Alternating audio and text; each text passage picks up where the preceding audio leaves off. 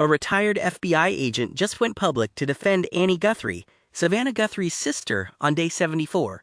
And when that happens in an open case, no arrest, no named suspect, no resolution. The question is no longer just what people are saying about Annie. The question becomes something else entirely. What is happening around this family that makes a public defense necessary right now? Because when an investigation reaches that point, it starts entering dangerous territory. I'm Daniel Cross, and this is Evidence HQ. Now here's what has been confirmed.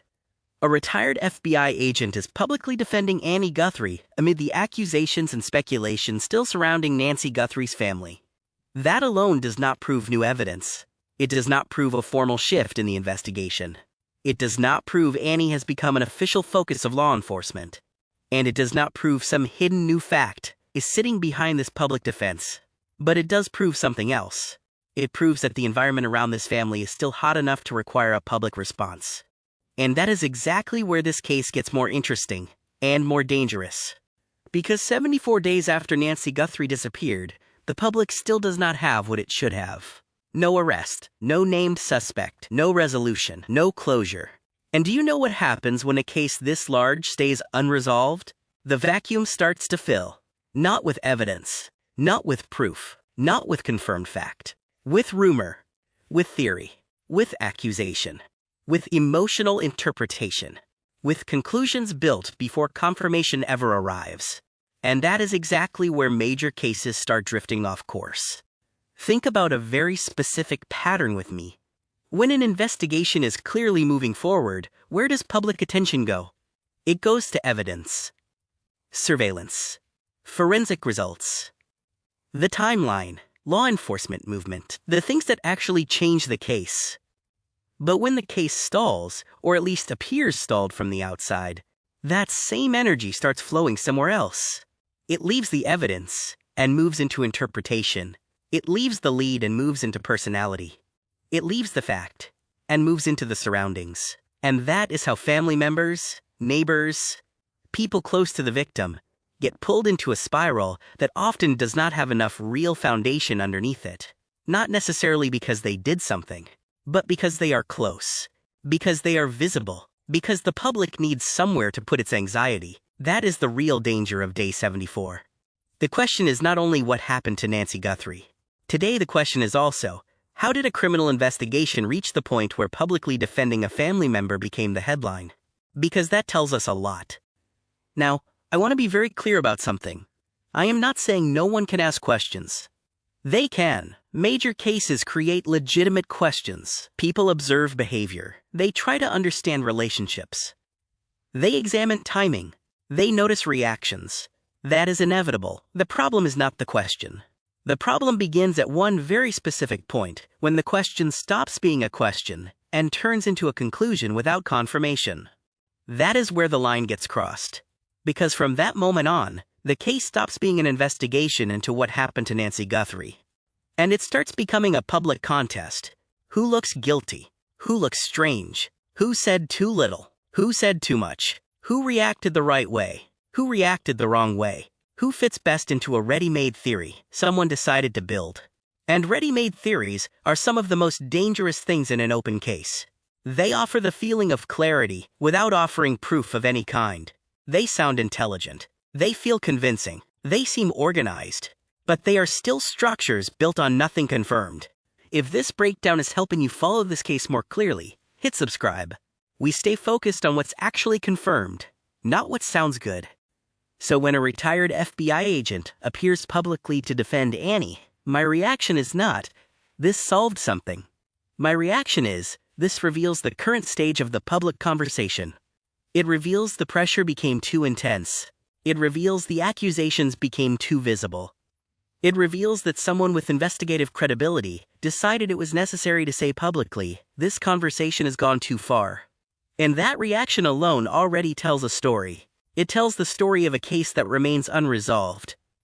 A frustrated audience, coverage that risks losing focus, and a family that, on top of trauma, is now being forced to absorb the full force of public speculation. That is not a side detail. That is a symptom. And I think it's important to connect this to what we were already seeing in the last few days. Yesterday, the focus was increased police patrols near Annie and Tommaso.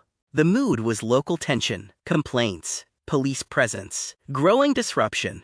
Today, the shape of the story has changed. Yesterday, the pressure looked territorial. Today, it looks reputational. And that shift matters. Because when pressure changes form without losing intensity, it usually means the underlying problem is still there. The temperature didn't fall. It just found a new place to appear. So why is this public defense of Annie happening now?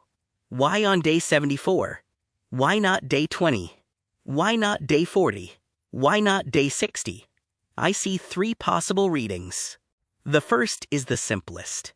The accusations became intense enough to require a response. No hidden strategy. No coded message. Just an attempt to slow down a wave of public suspicion that crossed the line. The second is more operational. Defending Annie now may be an effort to pull the focus back where it belongs, away from reputational collapse around the family and back toward what should still be driving this case. The offender, the timeline, the evidence, the suspect's movement, the physical reality of what happened. The third is the most uncomfortable. This defense may be a symptom that the public conversation has already drifted too far from what is actually confirmed. And if that's true, it says less about Annie and far more about the narrative instability now building around the case as a whole. Of those 3, the second seems the most useful to me. But the third is the one that worries me most. Because if coverage reaches the point where every silence becomes a clue, every family member becomes a target, and every side detail becomes maybe the key, then the truth doesn't get closer.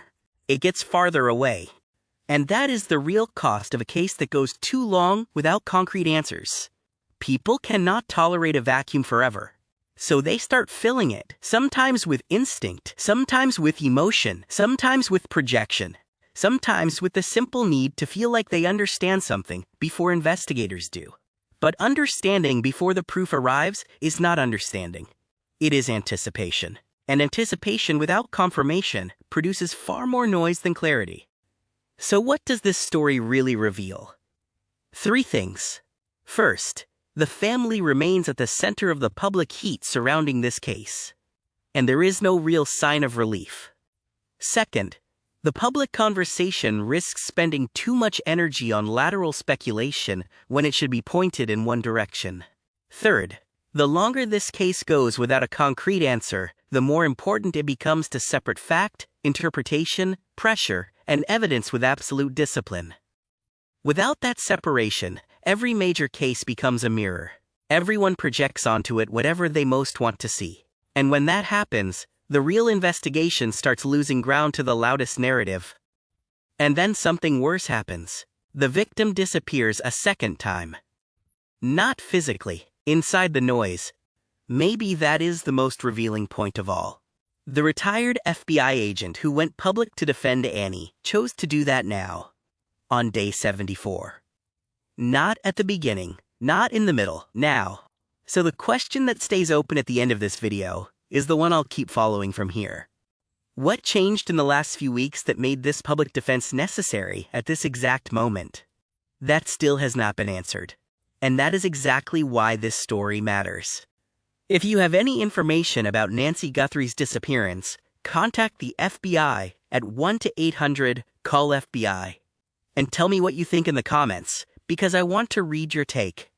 Do you think this public defense of Annie is simply a reaction to excessive accusations? Or does it show that the conversation around this case is already starting to come completely off the rails?